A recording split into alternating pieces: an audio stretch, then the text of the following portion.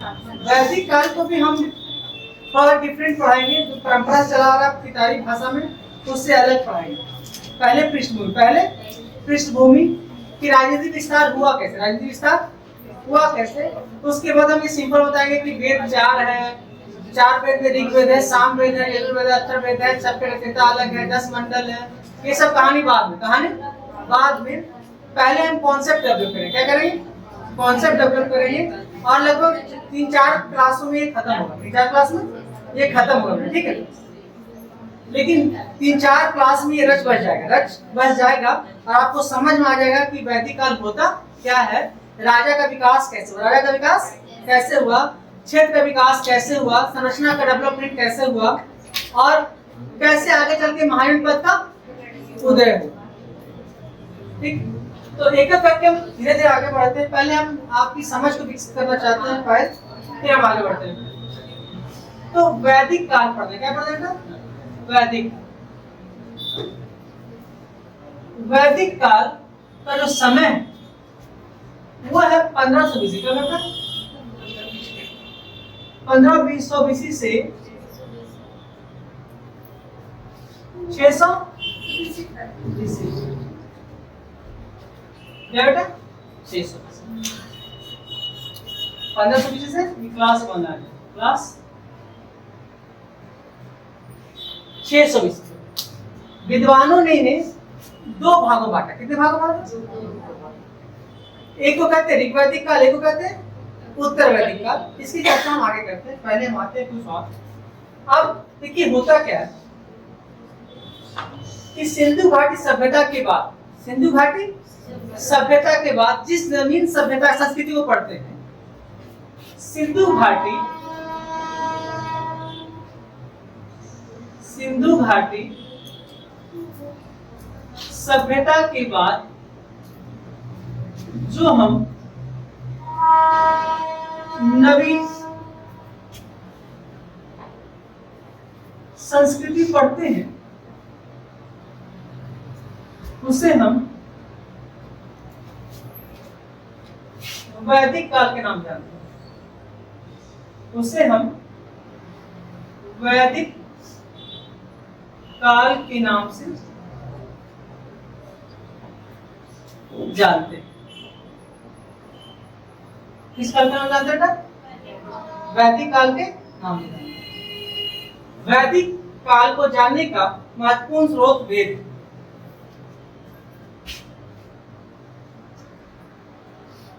वैदिक काल को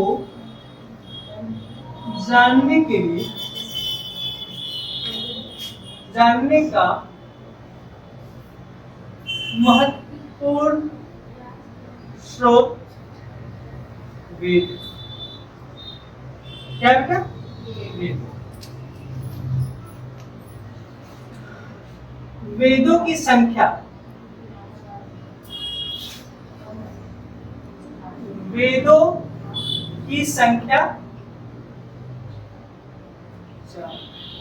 कितने बेटा?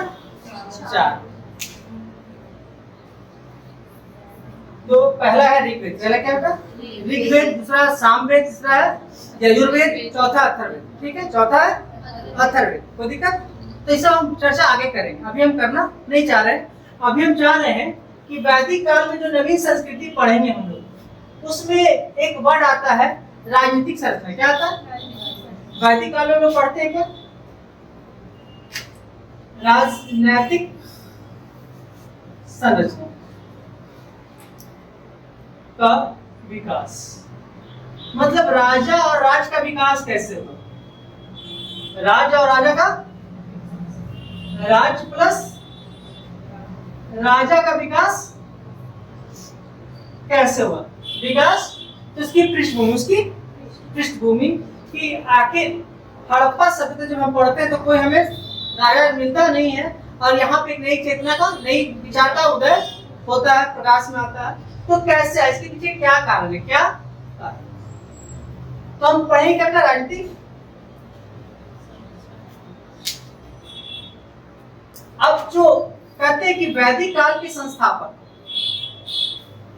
वैदिक काल के संस्थापक कौन थे बेटा? आर्य। कौन थे बेटा? आर्य थे। कौन थे? वैदिक काल के संस्थापक आर्य थे, इसलिए इसे आर्य संस्कृति भी कहते। क्या कहते? आर्य थे, इसलिए इसे आर्य संस्कृति भी कहते हैं। संस्कृति भी कहते हैं। क्या कहते बेटा? आर्य संस्कृति भी कहते हैं। कोई दिक्कत?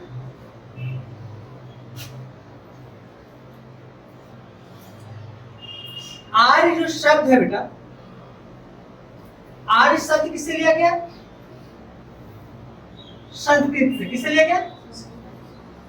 और आर्य का जो अर्थ होता है बेटा, अर्थ दो होता है। कितना होता है? कितना होता है? दो। एक कहते हैं श्रेष्ठ, दूसरा कहते हैं उत्तम या कुल।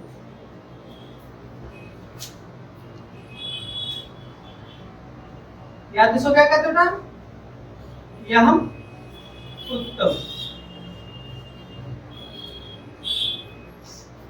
श्रेष्ठ बोल रहे या उत्तम बोले, तो कहीं श्रेष्ठ लिखता है, कहीं उत्तम लिखता है।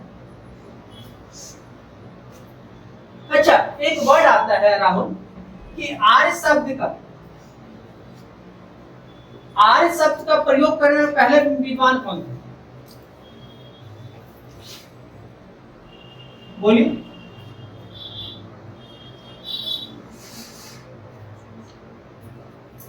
किस विद्वान ने आर्यों को एक जाति के रूप में परिभाषित किया? क्वेश्चन है क्या है? किस विद्वान ने आर्यों को एक जाति के रूप में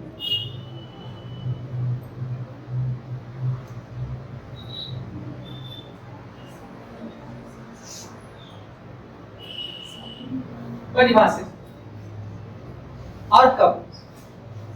कब को तो हम ऐसी बता दें, कोई दिक्कत नहीं। देखिए, ये घटना 1847 है। कब बेटा? अब कैसे याद रखेंगे हम इसको?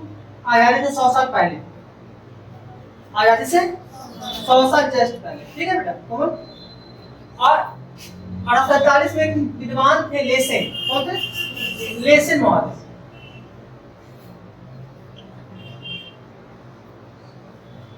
लेसेन महोदय ने आर्यों पे क्या कहा? एक जाति के रूप में परिभाषित किया। किसके रूप में परिभाषित किया? नेक्स्ट पॉइंट लिखिएगा। आर्य जाति समूह का बोधक ना होकर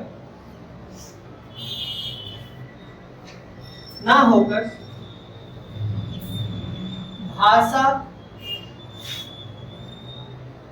समूह का बोधक है।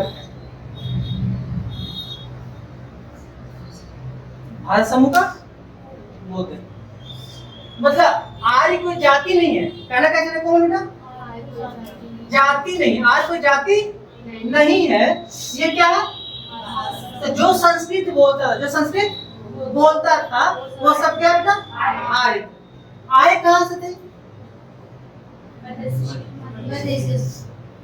ठीक है, गाल पर्वत में कहा जाता है कि इनका रंग काटी सब जो हड़प्पा सभ्यता के निवासी थे उससे अलग था। और ये अपने साथ महत्वपूर्ण घोड़ा और ढाल लेके आए थे। इसलिए हड़प्पा सभ्यता के लोगों को आराम से हरा दिए और वो एक नई संस्कृति का निर्माण किए।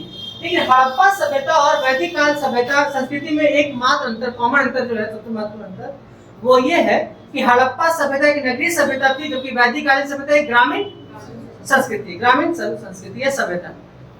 देखिए, क्योंकि अब वैदिक काल को भी हम जब पढ़ते हैं बेटा, जब वैदिक काल को भी हम पढ़ते हैं, किसी भी कहते हैं आदि ऐतिहासिक। क्या कहते हैं ना?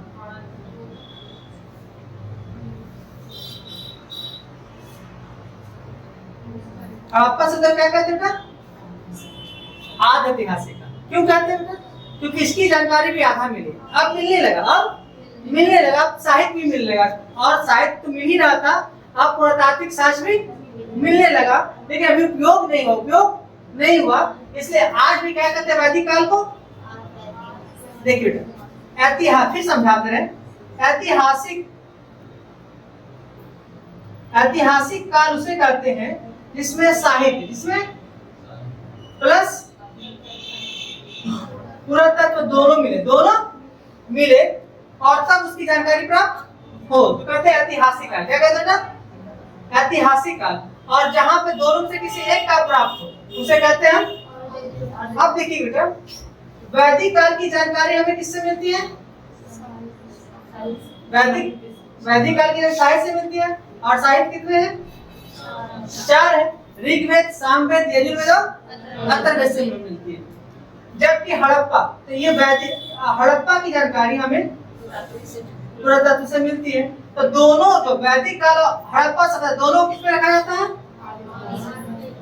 तो आपसे पूछा जाता है कि आदि ऐतिहासिक काल में किस किस सभ्यता को रखा जाता है मम्मी? किस किस सभ्यता को रखा जाता है? एक हड़प्पा सभ्यता, दूसरा वैदिक काल या वैदिक संस्कृति। ठीक है क्या?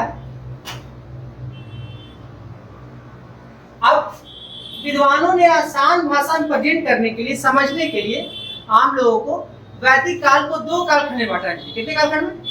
2 कालखंड में। एक को कहते हैं ऋग्वैदिक काल, दूसरा कहते हैं उत्तर वैदिक काल। क्या कहते हैं? ऋग्वैदिक काल और ऋग्वैदिक काल का समय 1500 से लेकर 1000 बीसी तक। 1500 से लेकर, अभी हम बोर्ड पे लिखेंगे, 1500 से लेकर 1000 बीसी तक। और उत्तर वैदिक काल का समय 1000 बीसी से 600 बीसी तक, 600 बीसी तक है। दोनों में इस विभाजन का क्या अंतर है? आखिर हम केवल वैदिक काल पढ़ते, केवल वैदिक काल पढ़ते, तो क्या हम ऋग्वैदिक काल या उत्तर वैदिक काल को मिला के नहीं पढ़ सकते थे? मिला के ही पढ़ सकते थे, लेकिन हम कहते कि पढ़ते कहाँ? इतिहास को पढ़ते परिवर्तन के हिसाब से। क्या पढ़ते? परिवर्तन के हिसाब से, कि कहाँ पे परिवर्तन हुआ है, कहाँ पर परिवर्तन हुआ। हम 2 भागों में बांटते। कितने भागों में बांटते?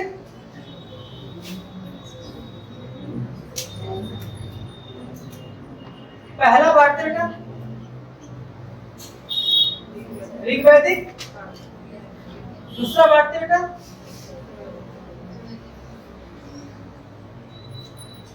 उत्तर वैदिक। इसका जो समय है बेटा,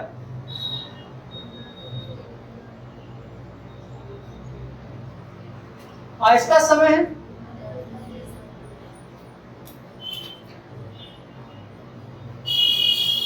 लेकिन विभाजन क्यों? विभाजन क्यों प्रियांशु सर?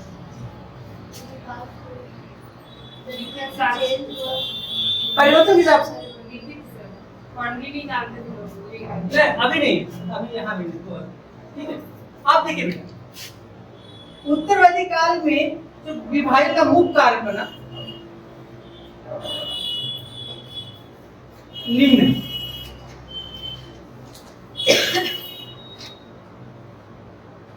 क्या बेटा? निम्न। कोई एक कारण नहीं है, लेकिन हम कुछ बताते हैं, कुछ यह बताते हैं कि आगे हमको एक्सप्लेन करना ही है कि आखिर हम दोनों को वैदिक काल पढ़ सकते हैं। लेकिन हमने कहा कि मैडम क्या बोले हम इसको 2 भाग में बांटे लवली में। लेकिन क्यों बांटे?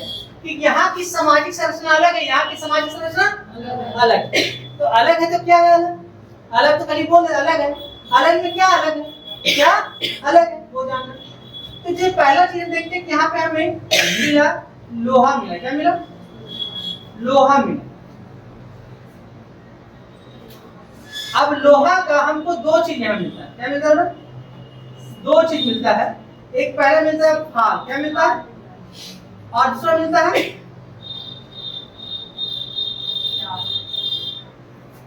ठीक है 1000 पीसी। ये कब तक घटना है? लोहा कब मिला पहली बार? 1000। अभी हम एक्सप्लेन नहीं कर रहे, एक्सप्लेन बाद में करेंगे। दूसरा क्या है राहुल? कैसे आप समझाएंगे? दूसरा क्या है बच्चों को?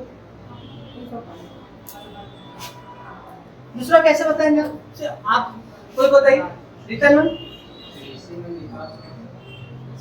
जो घर वाले खेती का तो लकड़ी का एक है, जो खाद मिला तो जिससे अच्छा लगा मिट्टी हल्का ये तो इसका तरह का एक्सप्लेन करेंगे और क्या अंतर है ये तो इसी में आ जाएगा। क्षेत्र परिवर्तन में अब यहाँ गंगा दोआब क्षेत्र अभी आगे कहाँ गए? गंगा दोआब क्षेत्र उत्तर वैदिक काल के लोग कहाँ बसे? तो ये गंगा यमुना नदी के बीच के क्षेत्र को कहते हैं और ये बिहार तक पहुंचे। कहाँ पहुंचे? और इसकी जानकारी हमें सतपथ ब्राह्मण मिलती है। कहाँ मिलती है मैडम? विदेह माधव की कहानी से। विदेह माधव की आगे पढ़ाना है। तो इसकी कहानी हमें कहाँ मिलती है कि सतपथ ब्राह्मण में कहा गया कि जंगल को साफ करने के लिए अग्नि का उपयोग किया गया। अग्नि का और जंगल में आग लगा दिया और अग्नि के माध्यम से जंगल को साफ कर देंगे और हम विस्तार कर देंगे।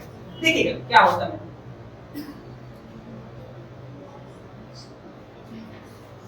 अच्छा इसको हम समझाएंगे अगले डायग्राम में। तो परिवर्तन बता रहे और क्या परिवर्तन हुआ? ऐसे बहुत सारे परिवर्तन हुए, बहुत जितना चाहेंगे उससे ज्यादा परिवर्तन हुआ। ठीक, यहाँ जन थे, यहाँ जनपद बन गए। यहाँ जन थे, क्या थे यहाँ? जन। और यहाँ क्या बन गया? जनपद। और 600 BC में महाजनपद। तो पहले जन थे और आगे पढ़ाएंगे हम तो सब पढ़ाना है। जनपद और फिर बन गए महाजनपद। जन, जनपद और महाजनपद। तो यहाँ जन था, यहाँ क्या था और यहाँ क्या आ गया? तो बहुत सारे परिवर्तन देखा गया। जन मतलब अपने परिवार के लोग और जनपद मतलब कुछ दो चार मौसा मौसी फुआ फूफी सबको मिला के, ठीक है, पर एक परिवार एक कुल बन गया पूरा। तो ऐसे जनपद बन गए। तो ये सब हम विस्तार से पढ़ेंगे। हमने बताया कि इन सब कारणों से विद्वानों ने कहा कि ऋग्वैदिक संरचना अलग है, उत्तर वैदिक संरचना। ऋग्वैदिक को जानने के लिए केवल एक साहित्य है, वैदिक पुस्तक। कौन है? ऋग्वैदिक पुस्तक, ऋग्वैदिक। और इसको जानने के लिए 3 पुस्तक है। कितने हैं?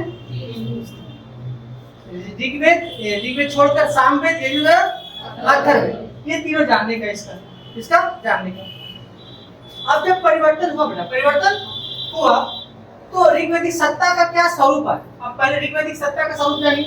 यहाँ क्या उत्पत्ति हुई, राजा का क्या कंडीशन था, कैसे काम करते थे, कैसे नहीं करते थे। उसके बाद हम आएंगे उत्तर वैदिक। अभी हम केवल क्या पढ़ा रहे हैं आपको? राजनीतिक संरचना का विस्तार। क्या पढ़ा रहे हैं? राजनीतिक संरचना का विकास। क्या पढ़ा रहे हैं? कि अभी राज का उत्पत्ति कैसे हुआ, राजा का पहला क्या सिद्धांत बना?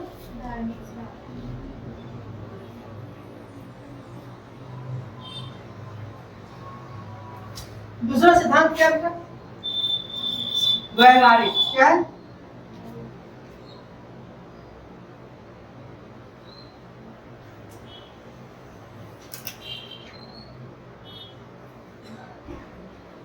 ये 2 सिद्धांत अक्सर विद्वान दिया करते हैं। अब धार्मिक सिद्धांत क्या है? धार्मिक सिद्धांत क्या है?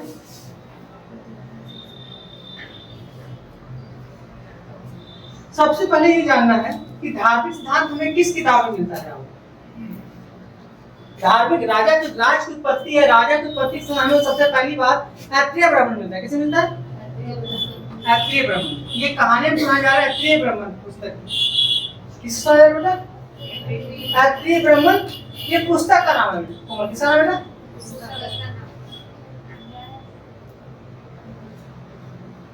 ऐत्रेय।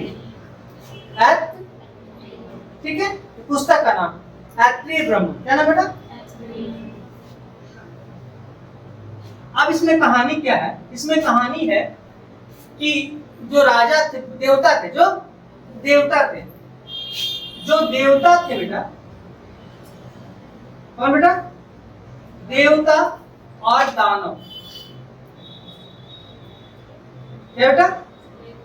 देवता दानव के बीच सत्ता के लिए संघर्ष हुआ करता था। किसके लिए बेटा? देवता दानव के बीच सत्ता के लिए संघर्ष हो रहा था। इन दोनों में क्या हो रहा था? संघर्ष हो रहा है। देवता और दानव के बीच क्या हो रहा था? संघर्ष हो रहा है। उस संघर्ष में देवता लोग क्या हो जाते थे?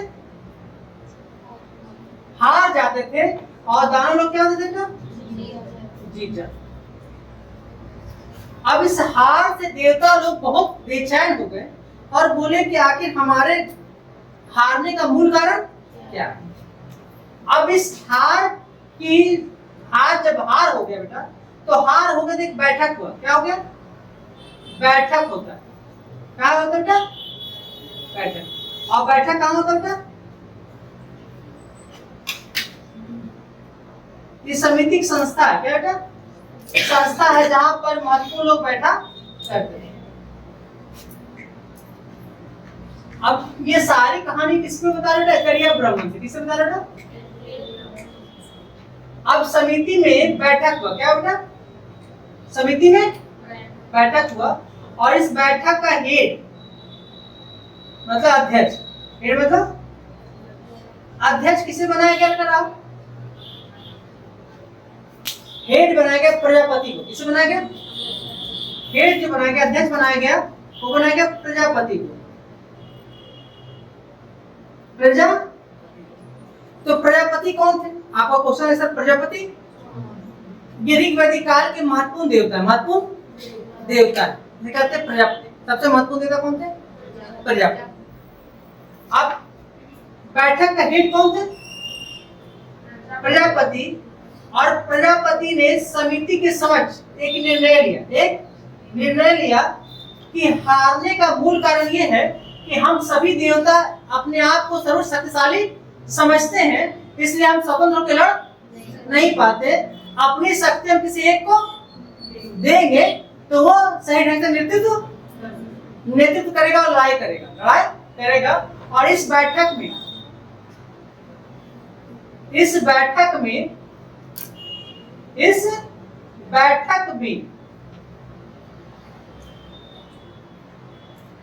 इंद्र को, किसे बेटा?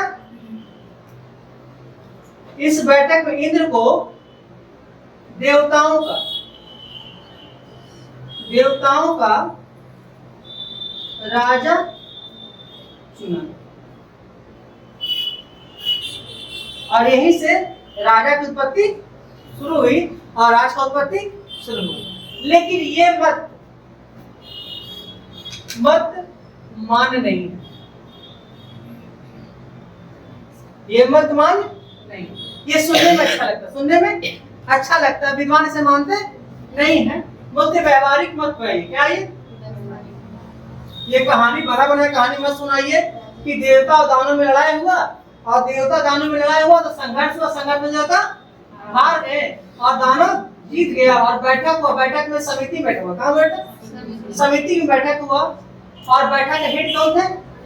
और इन्होंने इस बैठक में प्रजापति द्वारा इस बैठक में किसे राजा चुना गया और फिर जैसे ही इंद्र को राजा चुना गया तो सारा युद्ध जीतना शुरू कर दिया। और कहते हैं कि इंद्र की जो उत्पत्ति हुई वो उत्पत्ति हुई थी यज्ञ से। किससे हुआ था?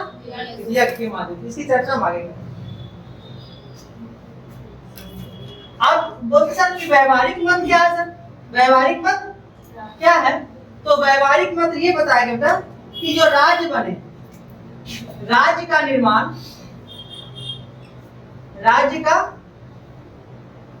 निर्माण एक लंबी प्रक्रिया क्या बेटा? प्रक्रिया है और इस प्रक्रिया का परिणाम ही राज का निर्माण। लंबी प्रक्रिया। कैसी प्रक्रिया बेटा? लंबी प्रक्रिया।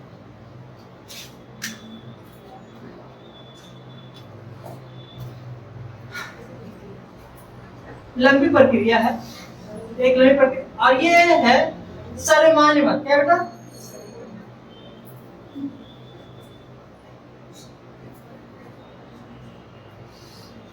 तनु सर्वमान्य मत का मतलब क्या बेटा?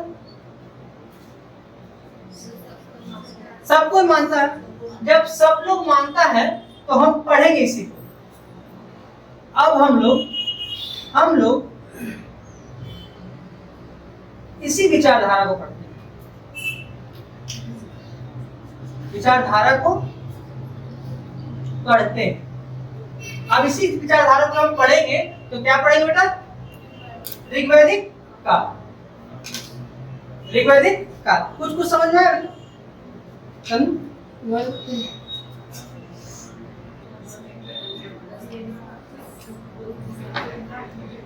अब आते हैं ऋग्वैदिक काल का।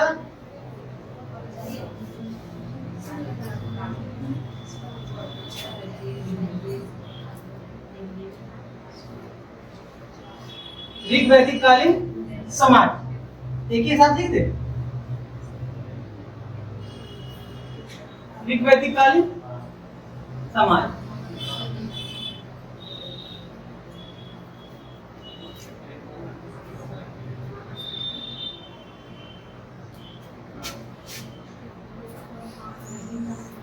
स्वरूप क्या लिखे बेटा? ऋग्वैदिक कालीन समाज का स्वरूप। दिक्कत ज्यादा हो रहा है तीन लोग में। ऋग्वैदिक कालीन समाज का क्या बेटा? स्वरूप। स्वरूप।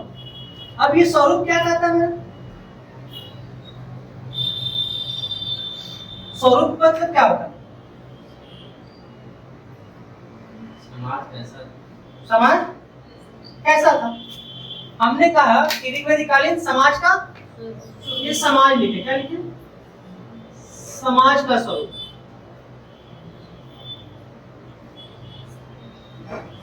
स्वरूप तो कहा जाता है कि ऋग्वैदिक काल था। कौन काल? ऋग्वैदिक काल था जहाँ पर समाज था।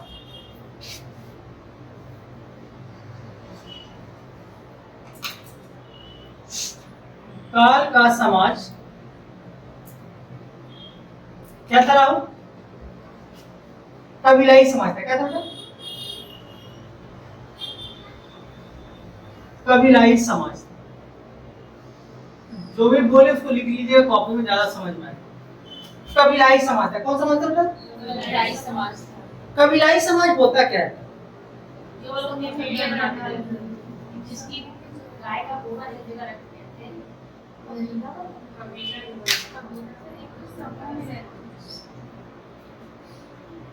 बोलिए बेटा क्या बोला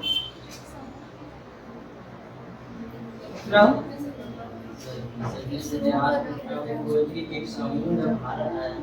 हमको कबीला का मतलब क्या हुआ? ग्रुप बनाकर जब एक साथ अपने परिवार के लोग जब एक साथ निवास करते होते क्या कबीला? वही ना कबीला समाज कहते हैं, कबीलाई समाज। अब इस कबीलाई समाज की सबसे बड़ी खूबसूरती थी, इस कबीलाई समाज का जो अर्थव्यवस्था होता है, इस कबीलाई समाज का क्या बेटा? अर्थव्यवस्था। अर्थव्यवस्था का आधार, अर्थव्यवस्था का आधार क्या होता है? किसी भी कबीलाई समाज में अर्थव्यवस्था का जो आधार होता है वो होता है पशुपालन। क्या होता है? पशु। किसी भी कबीलाई समाज में पशुपालन क्या होता है? पशुपालन। और इस पशुपालन में सबसे महत्वपूर्ण ऋग्वैदिक काल में था जी, पशुपालन सबसे महत्वपूर्ण क्या था? गाय। क्या बेटा? सबसे महत्वपूर्ण क्या था?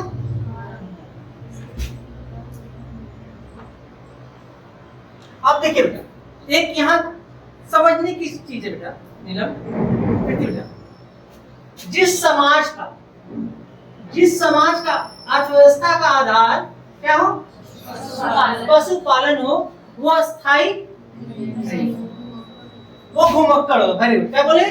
घुमक्कड़ होगा, क्योंकि उसको आज घास यहाँ मिलेगा, कल घास कहीं और मिलेगा, परसों घास कहीं और मिलेगा, तो अस्थाई निवास नहीं करेंगे, वो घूमते रहेंगे वो। और अस्थाई निवास कब करेंगे? जब कृषि का विकास होगा, कृषि का उत्पादन अधिशेष होने लगेगा, अधिशेष होने लगेगा। अधिशेष मतलब अपने खाने से अधिक होगा, तब तो हम घर बनाएंगे रखने के लिए उसको ना। तो अभी से तो कहा जाता है, इस सब बात को लिखिएगा बेटा, ताकि हम लिखा नहीं पाते ना, क्योंकि लिखा हमें लिखते बोर्ड पे लिखा है केवल जिस समाज में पशुपालन, जो समाज पशुपालक होते हैं, जो समाज पशुपालक होते हैं, वे अस्थाई नहीं रहते, अस्थाई नहीं हो सकता, स्थायी नहीं हो सकता।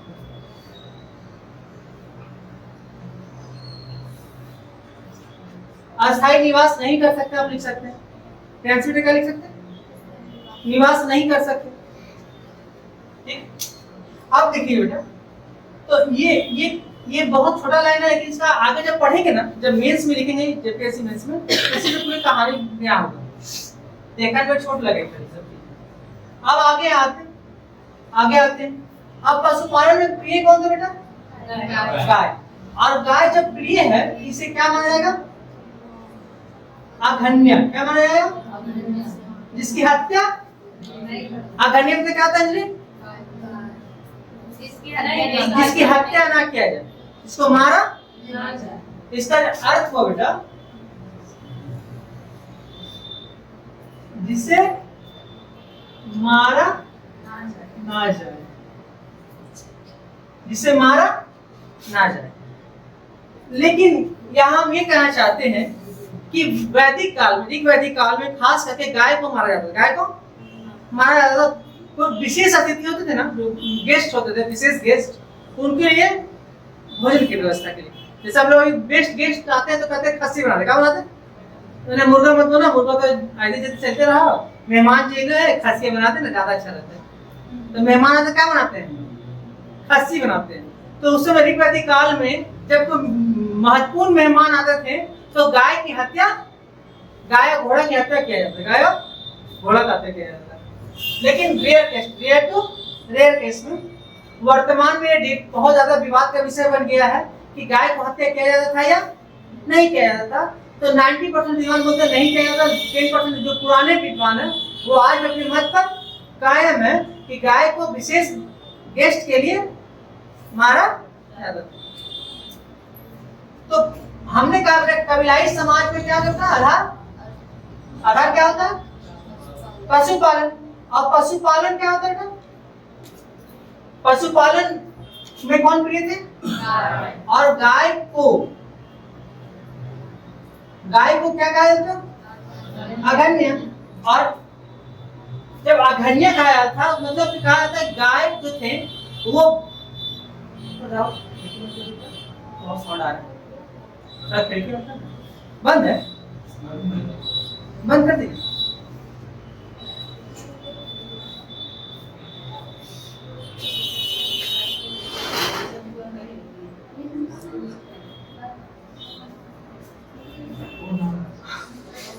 अब गाय को विनिमय का, क्या बेटा? विनिमय का आधार माना जाता है। क्या माना? विनिमय मतलब क्या होता है बेटा? लेन देन करने का मतलब कि हम गाय दे लिया तो तू कुछ दे, हम मतलब पैसा का जगह पे किसका इस्तेमाल होता था? गाय का। पैसा की जगह पे किसका इस्तेमाल होना? गाय। अब देखिएगा यहाँ पे जो सबसे अब देखिएगा कबीलाई समाज है। क्या बेटा? ये कबीलाई समाज में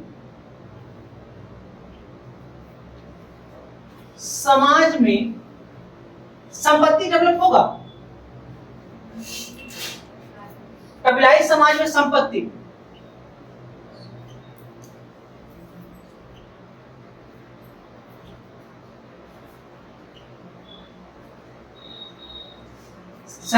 संपत्ति का संकल्पना क्यों? क्योंकि कबीलाई समाज है, वहां अधिशेष उत्पादन अधिशेष नहीं हो रहा, तो कहां से संपत्ति जमा होगा? तो जितना उत्पादन का उतना हम खा जा रहे, तो जमा होगा नहीं। संपत्ति कहाँ जमा होता है बेटा? मतलब कहने का मतलब है कि जब तक आप क्या नहीं कर सकते, उत्पादन नहीं करेंगे तब तक संपत्ति की संकल्पना नहीं।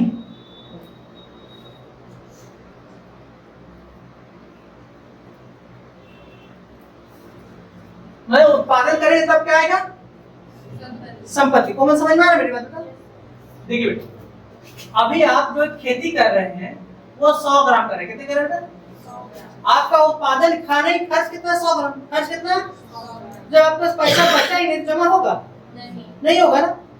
अब देखिएगा कि कुछ समय बाद आप खेती शुरू करें, खेती करना शुरू कर दिए।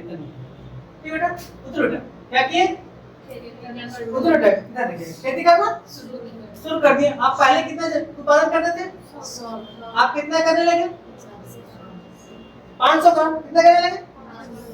तो खर्च कितना है आपका? बचा कितना? ये तो क्या कहलाया? आया बेटा? नहीं समझ में आया? संपत्ति क्या कहलाया?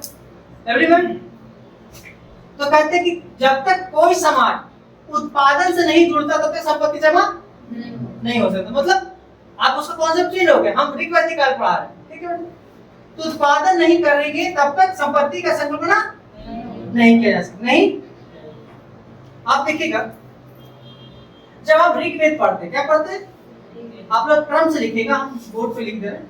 अब देखिए जब ऋग्वेद पढ़ते हैं राव, ऋग्वेद के आपको याद है द्वितीय मंडल, क्या बेटा? द्वितीय मंडल।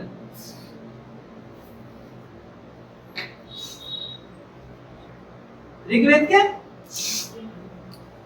अब ये क्वेश्चन 12 पूछा कि ऋग्वेद के द्वितीय मंडल में किसका चर्चा है? तो आर्य और अनार्य का किसका चर्चा है?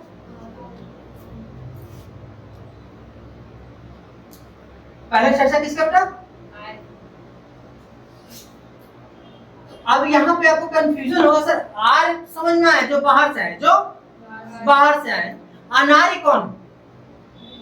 जो यही थे, जो यहाँ के अंजलि बगल में लिखिएगा। आर्य जो बाहर से आए, अनार्य मतलब ये यहाँ के मूल निवासी, यहाँ के भारत के मूल निवासी। तो क्या कहलाए वो?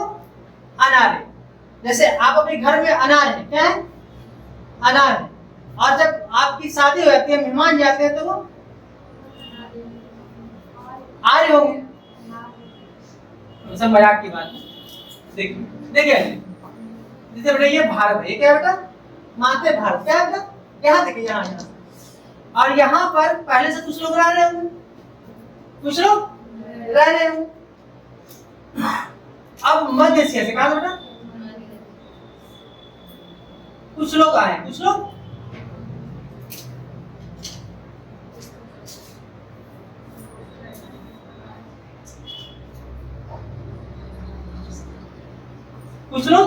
आए, मध्य एशिया से कुछ लोग आए। अब ये लोग जो यहाँ आए और यहाँ पे राज करने लगे, क्या करने लगे? राज्य करने लगे, राज करने लगे। क्या करने लगे? राज करने लगे। जब राज करने लगे तो इसको क्या किए? ये अब जो ये आर्य आए, ये आर्य हो गए, और जो यही मूल निवासी थे, जो यही के थे, वो क्या कहलाए? अनार्य। अनार्य मतलब जो वेद को ना मानता हो, यज्ञ ना करता हो, चपटी जो लिख पूजा करता हो, शिवलिंग की पूजा करता हो, वो क्या कहलाए? अनार्य। तो हड़प्पा सब किसके साथ मिला था? शिवलिंग का। किससे मिला था? शिवलिंग का साथ मिला था। तो कहते जो शिवलिंग पूजा करे, ठीक है, या फिर जो जिसका नाम चपटा हो और जो वेदों को ना मानता हो, वो है अनार्य, वो है अनार्य। मतलब यहाँ के मूल निवासी क्या है?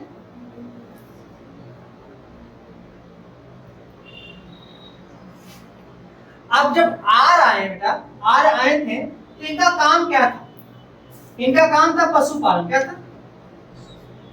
और ये चलाते चलाते ही भारत प्रवेश किया। और दूसरा का काम क्या था बेटा? अनार्य का कृषि कार्य। क्या था बेटा? कृषि कार्य।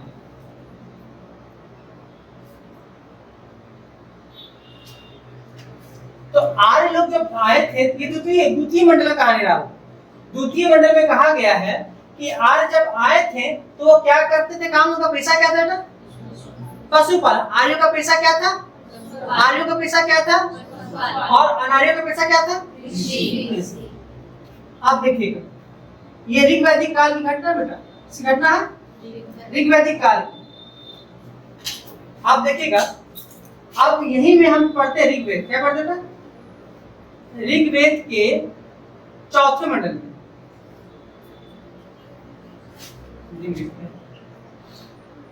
चौथे मंडल ऋग्वेद के मंडल बेटा कहते हैं कि ऋग्वेद के चौथे मंडल में कृषि का उल्लेख है। किसका उल्लेख है? कृषि का उल्लेख। और कृषि का उल्लेख कितना बार है? 24 बार। तो ये दोनों क्वेश्चन पूछा हुआ है, दोनों क्वेश्चन पूछा हुआ बेटा कि कृषि का उल्लेख ऋग्वेद के केवे मंडल में। ऋग्वेद में कुल कितने मंडल है? 10 मंडल है। तो ये पूरा 10 मंडल, ऋग्वेद में कुल 10 मंडल है, तो 10 मंडल केवे मंडल में कृषि का उल्लेख है। और कितनी बार? चौथा 24। चौथा जोर से बोलिए, जोर से बोलिए। ठीक है, अब देखिए बेटा, अब ये ऋग्वेद किसका था? ये ऋग्वेद कौन लिख रहा था? कौन लिख रहा है? ये किसकी बुक है? ऋग्वेद। ऋग्वेद बुक है आर्यों की। किसकी है? आर्यों की बुक है। और आर्य लोग पहले क्या थे? तो अब द्वितीय मंडल में किसकी चर्चा किया? और अनार को क्या बोला? कृषक। इसे कृषि की चर्चा, लेकिन चौथे मंडल थोड़ा दिन बाद लिखा गया, थोड़ा दिन बाद लिखा गया। तो अपने पुस्तक में किसका उल्लेख किया? और कितना बार किया? वो 24 बार किया। ये बताना चाह रहा है कि जो आर्य शुरुआत में पशुपालक थे, अब वो क्या बन गए? मतलब अब उत्पादन होगा। क्या होगा? उत्पादन में वो जुड़ जाएंगे। किसमें जुड़ जाएंगे? अब पशुपालन नहीं करेंगे, क्या करेंगे? कृषि काम करेंगे। जब कृषि काम करेंगे तो उत्पादन अधिशेष होगा और तब उनकी शक्ति बढ़ेगी। अब तब राजा का संकल्पना होगा। अब देखिए, अब लड़ाई कैसे होता है? अब हम पैसा कमा रहे हैं, उत्पादन में जुड़ गए, हम पैसा कमा रहे हैं, तो उस पैसा को लेने के लिए सब आपस में लड़ना शुरू किया। अब जब लड़ाई होगा तो एक बैठक होगी कि भैया कौन सर्वोच्च है? कौन? शतपथ ब्राह्मण एक मात्र पुस्तक है। शतपथ ब्राह्मण एक मात्र पुस्तक है जिसमें क्षत्रियों को सर्वोच्च और ब्राह्मणों को द्वितीय स्थान दिया गया। समाज की संकल्पना चार है। पहला बोला गया कि सर्वोच्च कौन है? ब्राह्मण। सर्वोच्च कौन है? दूसरा कौन है? तीसरा कौन है? वैश्य। और चौथा कौन है? शूद्र। ये संकल्पना है। मतलब 1 और 2 में कौन है? ब्राह्मण। और 2 में कौन है? क्षत्रिय। ठीक है, ये कॉमन फेनोमेना है। कॉमन मतलब कॉमन बात है कि पहला ब्राह्मण, दूसरा। लेकिन शतपथ ब्राह्मण एक पुस्तक है इस काल का। इसमें कहा गया, पहली बार कहा गया है कि पहला स्थान में कौन है? दूसरा स्थान पे कौन है? ब्राह्मण। तो ये परिवर्तन बता रहा है कि क्षत्रिय उत्पादन अधिशेष करना शुरू कर दिए थे, उनकी पास पैसे की संपत्ति बढ़ना शुरू हो गया था। जब पैसा बढ़ेगा तो विवाद आपस में ही ना होगा। गोत्रीय विवाद होता है ना, पैसा बढ़ता है, अब यहाँ विवाद हो। अब एक चीज लिखिए बेटा, लिखिएगा कि आर्य धीरे धीरे पशुपालक से क्या हो गया? कृषक हो रहे थे। कृषक हो रहे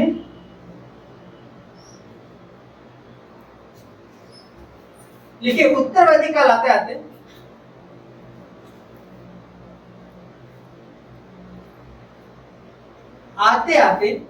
कौन काल आता है बेटा? उत्तर वैदिक काल आते आते पूरी तरह से आर्य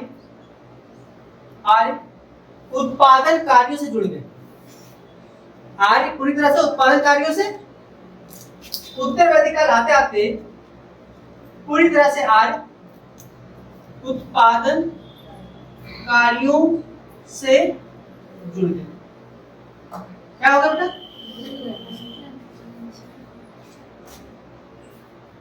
जुड़।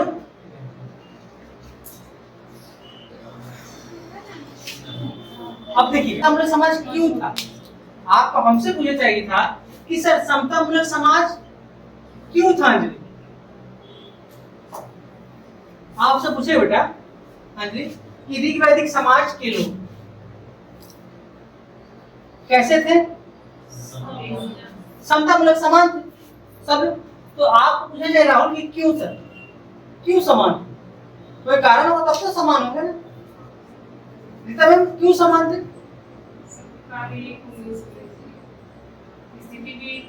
सोचिए थोड़ा सा आपने खुद से कि अभी हम पीछे कोई सारी कहानी बताएं।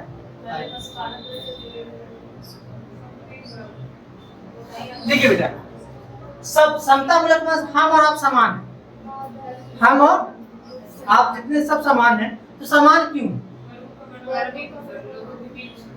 संपत्ति नहीं था, हमारे पास भी 25 पैसा, आपके पास भी 25 पैसा, हम भी पशु चरा उड़ा के जीवन चला रहे हैं, आप भी पशु चरा उड़ा के, और उस पशु के रक्षा के लिए किसी एक को राजा बना देते, बस यही काम। जैसे कि 8-10 घर है,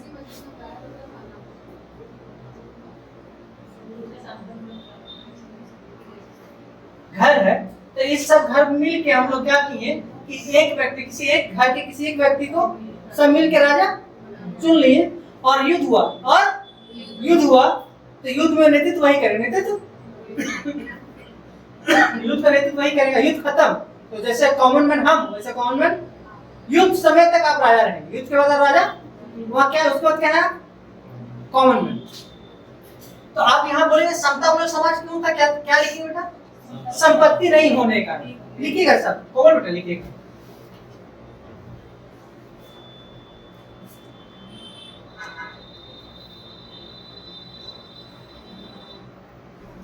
कोमल ठंड लग रहा है बेटा, पीछे चल जाओ, ठंड लग रहा है। संपत्ति नहीं होने का क्या है समाज था बेटा? और जो संपत्ति नहीं है तो कोई अमीर गरीब होगा क्या? अमीर गरीब खाई नहीं था, संपत्ति नहीं होगा तो क्या होता? खाई नहीं हो।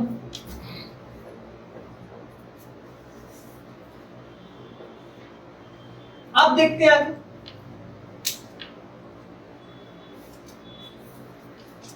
नहीं हो।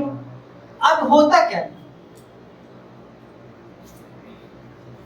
तो फिर समाज का, बाजार का निर्माण कैसे होगा, राजा का निर्माण कैसे होगा, सभी जानना है। तो उत्पादन कार्य में कब जुड़ा?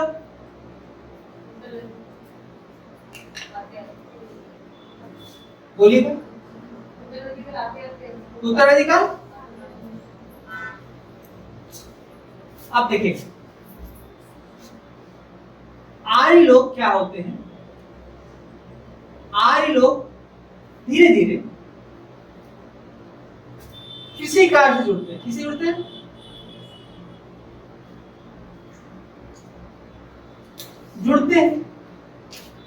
किसे जुड़ते हैं अंजलि? कृषि कार्य जुड़ते हैं। आज लोग कौन जुड़ते हैं बेटा? कौन? अब जब कृषि से जुड़ेंगे तो क्या होगा? उत्पादन अधिशेष होगा। अधिशेष मतलब अब अधिशेष जब होगा बेटा, आवश्यकता से अधिक, बहुत अच्छा।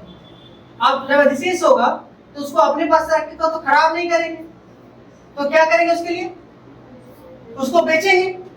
तो बेचने का तो उसमें क्या कर रहे थे? विनिमय। क्या कर रहे थे बेटा? विनिमय। विनिमय का जन्म होगा, विनिमय का लेन देन का व्यापार का जन्म होगा। विनिमय का क्या होगा बेटा? यहाँ जन्म होगा। हमने कहा कि आर्य लोग धीरे धीरे किसे काटने लगे, तो उत्पादन क्या हो गया? अधिशेष हो गया। तो अधिशेष को क्या करेंगे? वो विनिमय करेंगे। और विनिमय किसको जन्म देगा? ये जन्म देगा व्यापार को जन्म देगा। किसको जन्म देगा बेटा? व्यापार। अब ये व्यापार देखिएगा राहुल, ये व्यापार जब एक स्थान पे होता है, किस स्थान पर? एक स्थान पर होगा व्यापार जब, तो ये स्थान बन जाएगा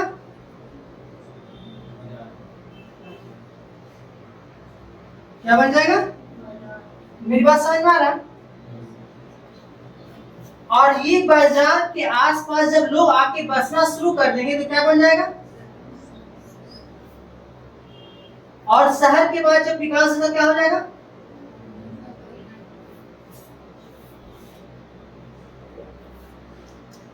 नहीं समझ में आया? नहीं आया बेटा? कसम खा के बोलो। देखिए बेटा, आज लोग धीरे धीरे क्या जुड़े कृषि कार्य में, और उस उत्पादन क्या हो गया? अधिशेष मतलब अधिक अपने आवश्यकता, और उसको क्या करेंगे? मतलब लेन देन का जन्म होगा। तो जन्म जब होगा तो लेन देन में क्या करते हैं हम लोग? व्यापार जब एक, तो उसे क्या बन जाता है? वो बाजार बन जाता है। ये सब्जी चल सब्जियां बड़े से लेके आओगे, बाजार बन गया। अब बाजार जब हर क्षेत्र में बहुत थोड़ा दूर में बहुत बड़े बड़े बाजार लगना शुरू हो जाए, तो जुमित ले क्या हो गया? शहर हो गया। चल ले शहर से लेके आए सामान, नहीं गांव के लोग कहते हैं। और सही शहर के लोग कहाँ सामान लेते जाके? चल रांची सामान लेके आवे, जब पटना चल दिल्ली चल कलकत्ता चल वहां से। तो समाज, और ये सब किस पे निर्भर किया? अधिशेष पर। ना अधिशेष होता, ना बाजार का जन्म होता, ना नगर का जन्म होता। आया समझ? आज इतना ही रखते हैं। जय हिंद, जय भारत।